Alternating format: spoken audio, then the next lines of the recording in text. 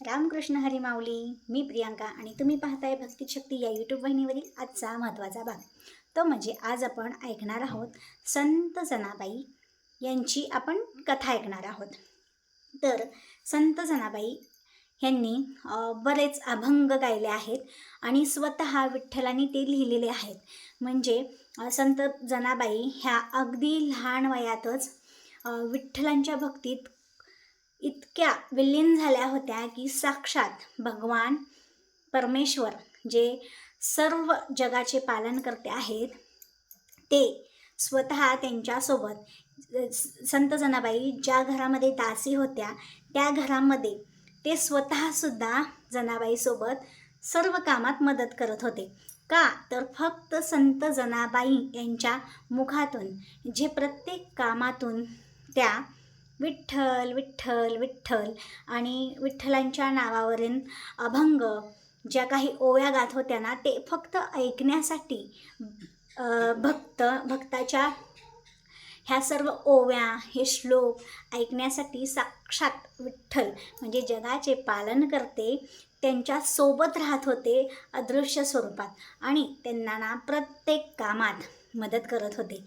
तर आपण बऱ्याच वेळा ही कथा आपल्या घरातून आजी आजोबांकडून नक्कीच ऐकली असेल, पण तरीही पण ही कथा नक्कीच शेवटपर्यंत ऐका. कारण बघा आता सुरू झालेला आहे आषाढ महिना आणि सगळ्या आपल्या महाराष्ट्रातील सर्व जणांना म्हणजे बघा आपल्या महाराष्ट्रात वारकरी संप्रदाय खूप मोठा आहे आणि प्रत्येकाला ना ही ओढ खूप आहे की देवाच्या भक्तीची, देवाच्या अभंगाची, देवाच्या श्लोकाची, नामस्मरणाची आणि कथांची. ही कथा अशीच परंपरागत चालू नक्कीच राहिली पाहिजे, कारण हाच वारसा आपण आपल्या मुलाबाळांपर्यंत पोहोचवला पाहिजे. तर आज आपण संत जनाबाई यांची कथा ऐकणार आहोत. तर संत जनाबाई अतिशय साधी भोळी होती. ती अतिशय साधी भक्ती करत होती, तरीही त्यांच्या भक्तीवरती खूप प्रसन्न होते विठ्ठल. तर आज आपण संत जनाबाईची आपण आज कथा ऐकणार आहोत. तर कथा सुरू करण्यापूर्वी कमेंट बॉक्समध्ये आपल्या भगवंत म्हणजेच विठ्ठलाची कृपा आपल्या सगळ्यावरती राहावी म्हणून कमेंट बॉक्समध्ये रामकृष्ण हरी किंवा पांडुरंग पांडुरंग नक्की लिहा. तर आमच्या गावातूनही प्रस्थान झालेले आहे पंढरपूरसाठी. जी वारी जाते, दिंडी जाते ना, तर प्रस्थान झालेली आहे आज सकाळीच. तसं तर 1-2 दिवस आधीच जाते, पण बघा पूर आलेला होता आळंदीच्या इथे, तर मग तिथून प्रस्थान करणं शक्य नव्हते. इंद्रायणी ओसंडून वाहत होती आणि बघा अलीकडे पलीकडे पांडुरंगा हा जो भाव होता ना तो खरंच सिद्ध झाला. म्हणजे फक्त रात्री थोडाफार पाऊस कमी पडला त्यामुळे जी पूल जो होता ना तो ओसंडून वाहत होता ना तो पूर्णपणे मोकळा झाला, मार्ग मोकळा झाला आणि आज सकाळीच आमच्या गावातूनही प्रस्थान झालेले आहे वारीचे. तर अशाच पद्धतीने पांडुरंग आपल्या भक्तांवरती ना खूप मोठ्या पण छोट्या पद्धतीने कृपा करत असतात. तर चला तर मग आपण आज अशीच एक कथा ऐकणार आहोत जी पूर्वी घडलेली आहे 13व्या शतकात. तर संत जनाबाई अतिशय गरीब कुटुंबामध्ये जन्माला आल्या होत्या. तर ते कुटुंब त्यांचं अगदी राहणीमान अतिशय पूर्वीच्या काळी बघा खूप साधी राहणीमान असायचे. सडा सारवण वगैरे काढणे, त्याचबरोबर घरामध्ये ना त्यांच्या आईवडिलांची अतिशय बिकट परिस्थिती होती. तर त्यांच्या वडिलांचं नाव दामाजी असे म्हणत, म्हणजे दामा असे म्हणत आणि आईचं नाव करुंडाबाई असे होते. म्हणजे पूर्वीच्या काळी करुंडाबाई म्हणजे प्रत्येक नावाच्या पुढे बाई हा लावलाच जात असे, म्हणजे करुंडा असं त्या दोन्ही दाम्पत्यांचं नाव होतं. तर हे दाम्पत्य अतिशय भावनिकदृष्ट्या देवभोळे होते, श्रद्धाळू होते. पूर्वीपासूनच त्यांच्या पण परंपरागत चालू आलेली असते प्रथा, ती म्हणजे वारकरी संप्रदायातूनच असलेले असतात. ते विठ्ठल भक्त असतात आणि ते लहानपणापासून जनाबाई बघत असते. तिचे वडील आषाढी आणि कार्तिकी वारी हे करत असत, पंढरपूरला पायी जात असत. पण एक वेळेस म्हणजे अशा ह्या छोट्याशा गरीब घरामध्ये दाम्पत्यात ना ही छोटीशी कन्या प्राप्त झाली. पण ही कन्या झाली त्यावेळी फार दिवसांनी ही मुलगी ह्यांना झाली. त्यावेळी सगळ्यात सर्वप्रथम म्हणजे काय झालं, ह्यांना जी त्यांची आई होती, जी जनाबाईची आई, ह्यांना फार वेदना होत होत्या, त्रास होत होता. त्यावेळी त्यांच्या डिलिव्हरीची वेळ जवळ आली होती.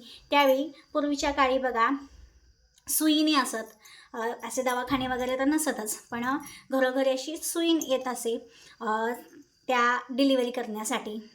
तर त्यावेळी त्या प्रसूतीच्या वेदना सुरू झाल्यावर सुईण आली होती आणि जे दामाजी होते ना, त्यांना खूप खूप आतुरता लागली होती की त्यांना काय होईल म्हणून, मुलगा की मुलगी, म्हणजे ते भेदभाव करत नसत. पण एक ओढ निर्माण झाली होती बघा. प्रत्येकाला असं गरोदर असल्यावर आईवडिलांना एक हे असतं, ओढ असते की काय होणार म्हणून. आणि ह्यांच्या घरामध्ये तर खूप वर्षानंतर मूल जन्माला येणार होतं. त्यावेळी ते मग विठ्ठलाकडे जातात आणि अगदी करुण भावनेने विचारतात. त्यावेळी त्यांना विठ्ठल साक्षात्कार करतात आणि सांगतात की तुझ्या घरी एक कन्या जन्माला येणार आहे, ती सुद्धा विठ्ठल भक्तीतच लीन होणार आहे आणि पुढे जाऊन तिला तुम्ही पंढरपुरात संत नामदेव यांच्या घरी तुम्हाला ठेवायची आहे, म्हणजे तिथून ती म्हणजे भक्तीत विलीन होणार आहे, असं साक्षात्कार स्वतः पांडुरंग त्यांना देतात. तर हे सगळं झाल्यानंतर ते जेव्हा प्रसूती वेदना वगैरे झाल्यानंतर ज्यावेळी मुलगी होते त्यावेळी सुईण घराबाहेर येते आणि त्यांना दामांना सांगते की तुमच्या घरी हे साखर घ्या, तुमच्या घरी मुलगी झाली आहे. ती म्हणायच्या आधीच दामा म्हणतो कशी आहे माझी मुलगी असं म्हणतं. म्हणजे मग तुम्हाला कसं कळलं असं त्यात सुईणबाई म्हणतात. त्यावेळी मग ते सांगतात मला माहिती आहे, माझ्या विठ्ठलाने मला सांगितलं आहे असं त्यावेळी ते सांगतात. त्यावेळी खूप खूप आनंद गगनात मावेनासा होतो.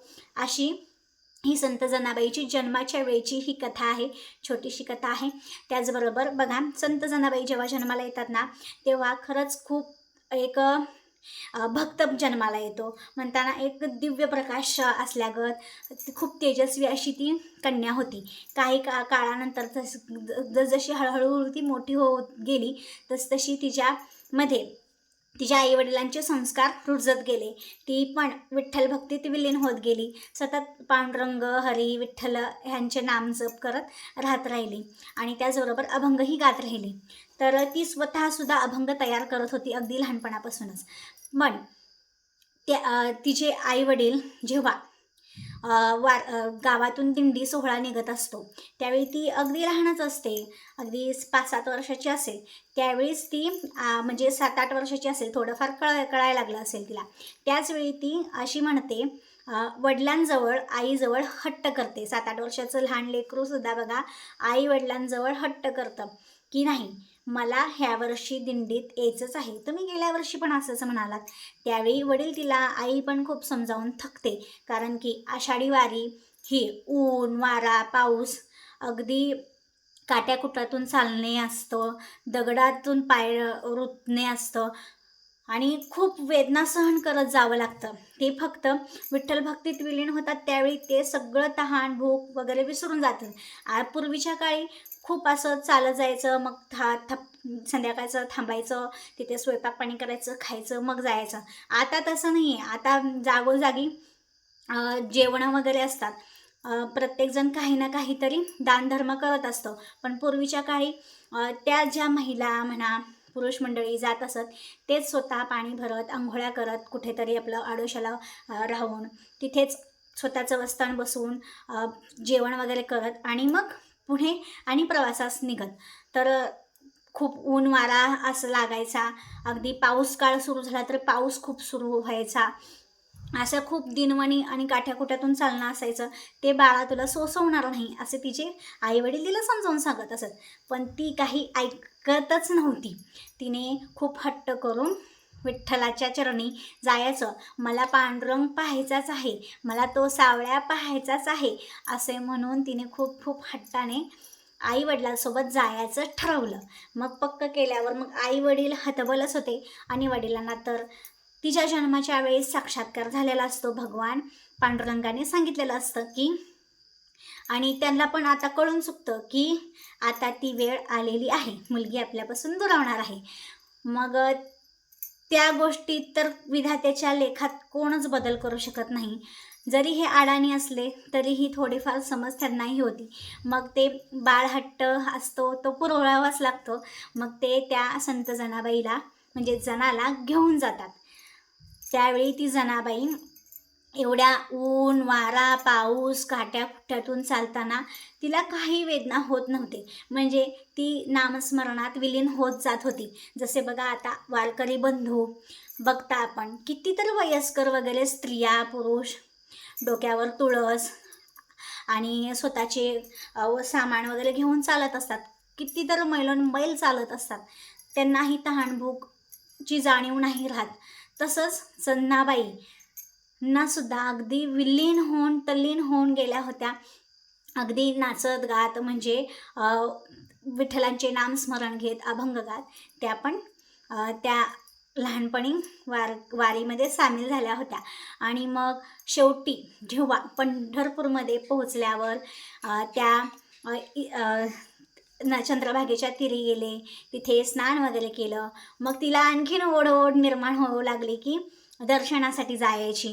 मग दर्शनासाठी गेल्यावर ती मंदिरात जाऊन पाहते तर म्हणते आपल्या घरी पण असाच विठ्ठल आहे, पण हा विठ्ठलाचं ते रूप पाहून पिवळा पितांबर नेसलेला, गळ्यामध्ये तुळशीच्या माळा, तुळशी दले वगैरे, कानातील ते मस्याचे कर्णफुले, हे सर्व पाहून अगदी ती गुंग झाली. तिला तिचं स्वतःचंही भान राहिलं नाही. अगदी 8 ते 9-10 वर्षाची ती कन्या इतकी विलीन झाली आणि हट्ट करायला लागली, आता मी तुमच्यासोबत येणार नाही. माझं जे काय आहे, माझं जे काही आई वडील आहे, आता हा विठ्ठलच माझा आहे आणि मी इथेच राहणार आणि ह्यांचीच सेवा करणार, असे म्हणून ती अगदी हट्ट करून रडू लागली. आईवडिलांच्या सोबत जायचंच नाही असं तिने मनाशी पक्क केलं. तर हे पक्क केल्यावर आई वडील तर खूप चिंतितच होते. ती कुठे राहणार, पंढरपूरमध्ये मंदिरात तरी कशी सोडणार ना, एवढी आपली पोटचा गोळा आपण लहानाचं मोठं केलेलं, असं आईवडिलांना खूप वाटायला लागलं. मग त्यांना माहिती होतं तिथेच संत नामदेव होते, म्हणजेच दामाजी शेठ यांच्याकडे, त्यांच्या मुलाकडे गेले ते, म्हणजेच ज्ञानदेव महाराज यांच्याकडे गेले. ज्ञानदेव महाराज हे पूर्वीपासून पंढरपूरमध्ये त्यांच्या तिथे भजन कीर्तन सोहळा हा पार पडत असे. त्यांच्या घरामध्ये हजारो माणसं वगैरे असत. भजन कीर्तन सोहळा त्यांच्या घरामध्ये पंक्ती वगैरे बसत उडत असत. मग त्यावेळी ते दामाजी शेठकडे विनंती करतात की माझी कन्या ज्ञानदेव महाराज यांच्याकडे सुपूर्द करायची आहे. त्यांच्या भक्तिरसात, त्यांच्या अभंगवाणी सोबत ती मोठी होईल. ऐकत विठ्ठलाच्या भक्तीत ती लीन व्हायचं म्हणते आणि आमच्यासोबत काही यायला तयार नाही. आणि आमची पण परिस्थिती इतकी बिकट आहे की 2 वेळेचं जेवणसुद्धा मिळणं खूप कठीण आहे. पण आणि त्यातल्या त्यात हिचाही बालहट्ट आहे आणि हाही येणारही नाही. तर मग ते त्यांच्याकडे विनंती करतात. त्यावेळी संत नामदेव महाराज त्यांना जनाबाईला जवळ घेतात, म्हणतात ठीक आहे, राहू द्या इथे.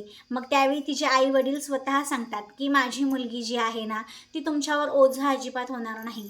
ती सर्व कामात निपुण आहे. लहान जरी असली तरी सडा सारवण रांगोळी धुणी भांडी स्वयंपाक दळण वगैरे सगळं काही तिला हळूहळू जमेलच, ती करेलच, असे तिचे आईवडील सुद्धा सांगतात. त्यावेळी मग संत नामदेव महाराज जेव्हा घरी जातात त्या कन्येला घेऊन, त्यावेळी त्यांच्या घरचीच परिस्थिती खूप आज जरी श्रीमंत असले तरीही त्यांची जी नामदेव महाराजांची आई जी होती ना, ती थोडीशी रागीट होती. म्हणजे स्वयंपाक पाणी भरपूर माणसांचं करायचं, दळणापासून करायला लागायचं, सडा सारवण करायचं, मग थोडीशी चिडलेल्या होत्या.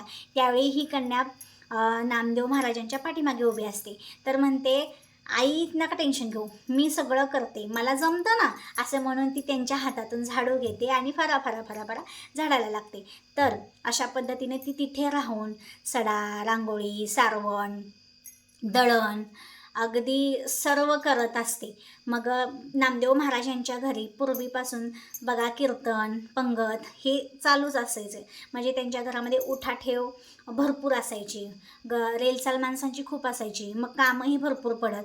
पण संत जनाबाई इतकं कष्ट करत होत्या, इतकी मेहनत घेत होत्या. पहाटे उठून आंघोळ करून दळण करायच्या, त्यानंतर सडा सारवण करायच्या, बाकीच्या सर्व लोकांचे जेवणं वगैरे करायच्या आणि मग भांडी घासणे म्हणा, धुणे म्हणा, एवढे सगळी कामं करायच्या. पण त्यांच्या मनावर त्यांना अजिबात त्रास होत नसायचा. म्हणजे त्रास होत असेल पण त्या विठ्ठल भक्तीत इतक्या लीन असायच्या, सतत नामस्मरण विठ्ठलाचं घेत घेत त्या काम करत. मग असंच एक वेळेस त्या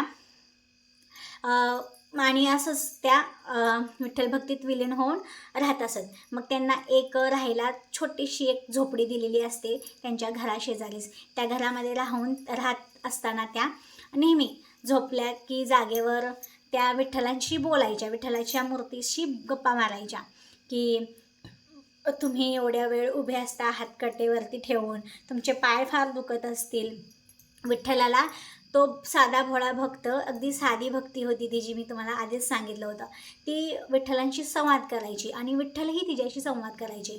ती रोजच त्यांच्या विषयी बोलायची की या मी तुमचे पाय चोळेल, तुमचे पाय फार दुखत असतील, युगानुयुगे तुम्ही उभे आहात कमरेवरती हात ठेवून, तुमचे पाय फार दुखत असतील, मी तुमचे पाय दाबेल, तुमची सेवा करेल, माझ्या हातचं जेवण करायला या, अशी ती विनवणी करायची. मग एक दिवस साक्षात विठ्ठल ती येतात आणि पाय वगैरे चोळून वगैरे घेतात.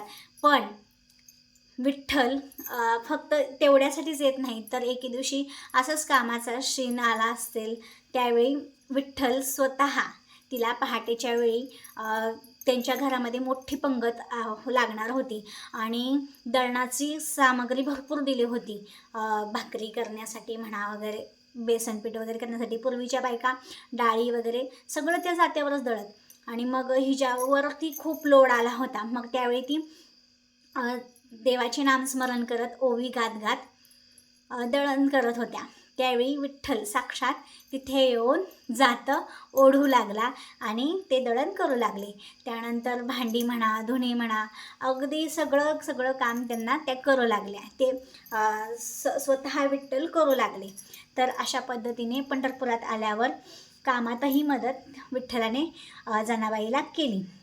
पण काही काळानंतर बघा, आता हे सगळीकडे पंचक्रोशीत पूर्ण झालं त्या पंढरपूर नगरीत की साक्षात विठ्ठल हिच्याशी बोलायला येतात, चालायला येतात. पण कसं शक्य आहे ना, एका दासीचा दास कसा होईल बरं विठ्ठल, असं म्हणून तिच्यावरती बरेच जण जळणारे होते, तिचा असा राग द्वेष करणारे होते. बघा, जितके चांगली व्यक्ती असतात तितके वाईटही त्यांच्याविषयी चितणारे बरेच जण असतात. तसंच घडलं. काही काळाने काय झालं, तर जनाबाईंची परीक्षा घ्यायची म्हणून स्वतः विठ्ठलाने दागिने स्वतःचे नामदेव महाराज यांच्या घरातल्या विठ्ठलाच्या मूर्तीचे दागिने जनाबाईच्या वाकड्यामध्ये ठेवले. तिची फाटकी एक गोधडी होती, त्या गोधडीमध्ये ठेवले आणि मग सगळीकडे बोबाटा झाला की दागिने गायब झाले आहेत असं तसं. मग सर्वजण काय करायला लागले, हिचे जनाबाईवरती आळ घ्यायला लागले, म्हणायला लागले ही कोणाशी तरी गप्पाच मारत असते, एकटीच बडबडत असते, बहुतेक हिचं कुणाशी तरी सूत जुळलं असेल, असं तसं तिच्या बिचारीवर खूप भयंकर आळ घेतले गेले आणि हिनेच कटकारस्थान करून चोरी वगैरे केली असेल असे खूप आळ घेतले.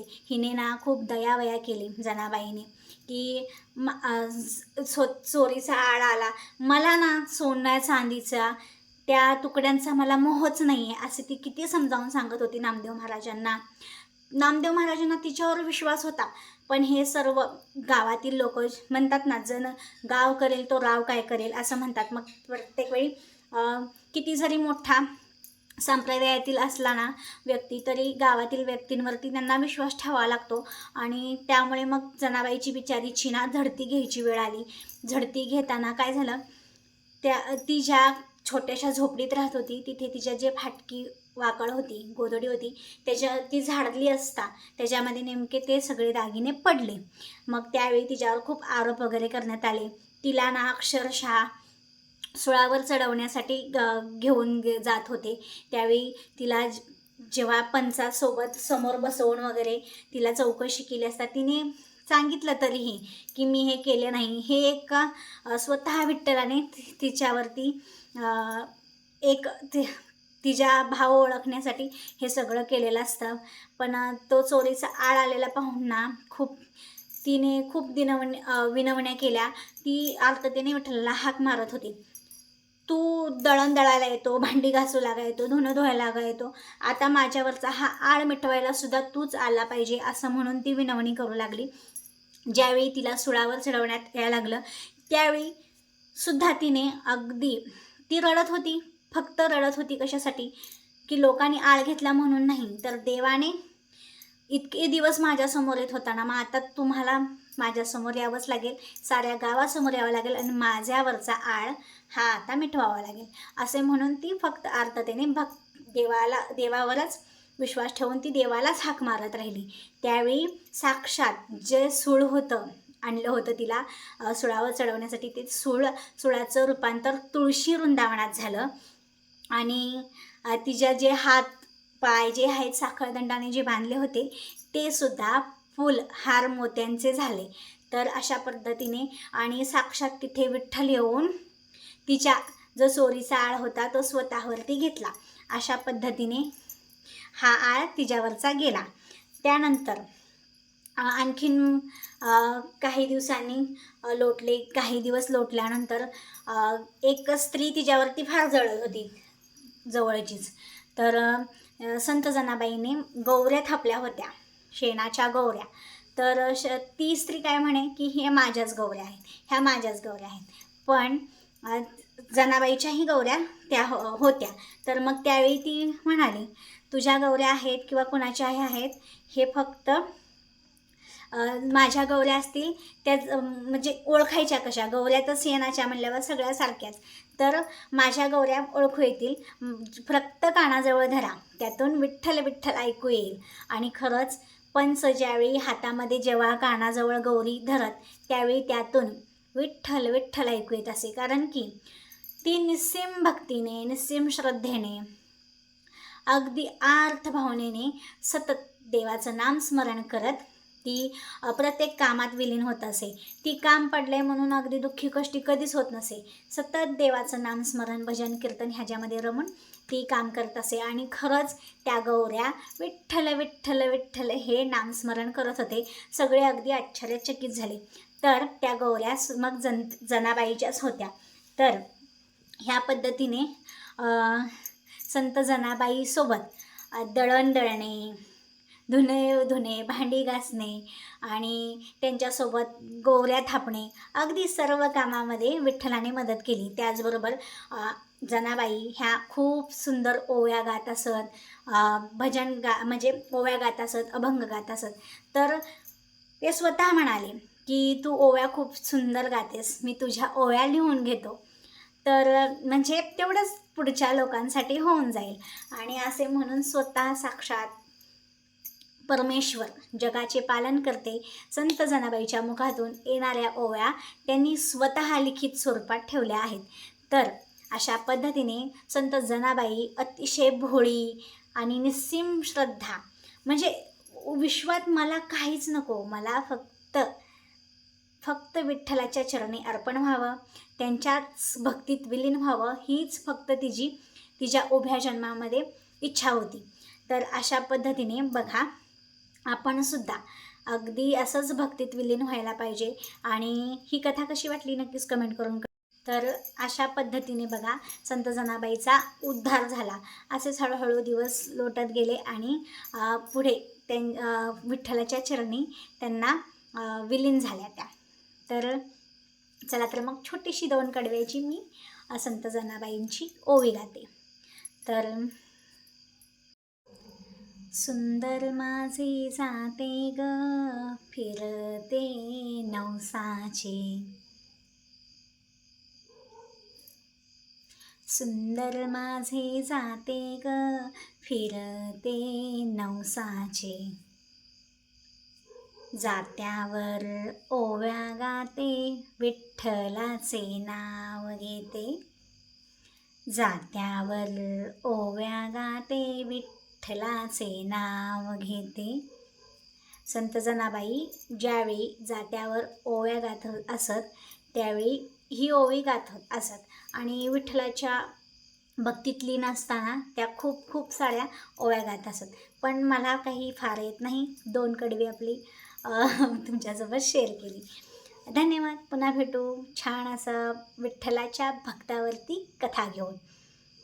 रामकृष्ण हरी माऊली. रामकृष्ण हरी.